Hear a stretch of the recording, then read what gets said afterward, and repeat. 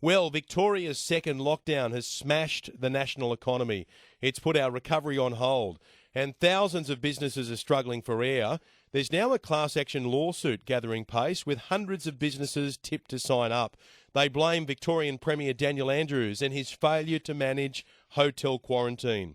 One man on the warpath against the second lockdown is Jim Penman. Now, Jim is the founder of Jim's Mowing. Jim Penman's Victorian contractors are considering suing the Victorian government for $7 million compensation. After months of copping it on the chin, they have officially had enough. Jim Penman, the founder of Jim's Mowing, is on the line. Jim, good morning to you.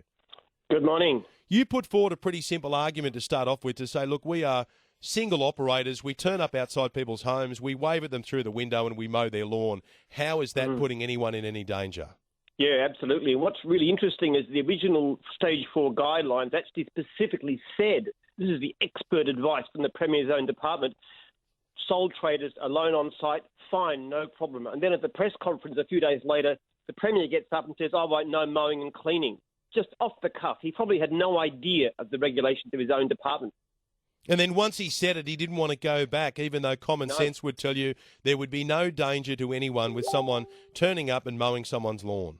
Well, obviously, the way it appeared to him is that I could either back down and say, look, sorry, I made a mistake, or I could throw tens of thousands of Australians into misery and unemployment. That was a pretty easy decision for a guy like the Premier, as I come to realise. Yeah, Daniel Andrews came out and said, look, if I was going to say yes to Jim's Mowing, then I would have to say yes to every Tom, Dick and Harry who turned up saying, what about me?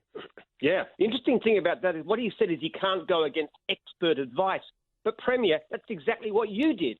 Your expert advice that we were okay, and you came out and went. And I've asked him 3 letters, and we've had masses and masses of people have inquired him, why did you change your mind? Where's your evidence? Why did you go against your own expert advice? Not anything, not one word to explain why he did it. And what makes it even more outrageous is that all the council gardeners are doing the same jobs. They're out there in groups working on flower beds, doing all kinds of stuff, and our guys aren't. I mean, for heaven's sake, if there's this new finding that having a union card makes you immune to the virus, tell the WHO, for heaven's sake. What impact has all of this had on the Jim's Mowing staff, the men and women out there who are trying to earn a living? It's appalling. It's appalling. I get the most dreadful letters. I got one poor girl who just wrote to me the other day saying that she's because she's on a bridging visa, she's got no income. She can't get it from the government. She's being evicted from her house. She hasn't got enough money to buy food. I have to lend her some money, actually. I just said, look, it's just awful what's happened. The suffering is dreadful. You know, we've had people commit suicide in the past. Suicide is a very real risk. Do you realise that 3 times more people have died from suicide since this thing started than have died from the virus? Now, you are saying as part of your action that there is a level of hypocrisy here because, as you just pointed out before, council workers can tend to gardens, but not private contractors. So are you joining up with this class action? It's not actually a class action. There is a act put through in 2008, State Government Act, put through by the Premier, I might say, by Andrews himself, which actually allows for compensation. You can apply to the government and then appeal to VCAT, which is our tribunal.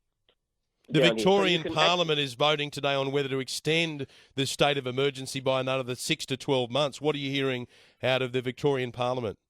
I've spoken to many of the people on the crossbench which controls it, and they can stop him, and I don't think they're going to let it go through. There are some very decent people on that, and they will not give the government this arbitrary power. What's your message to Daniel Andrews?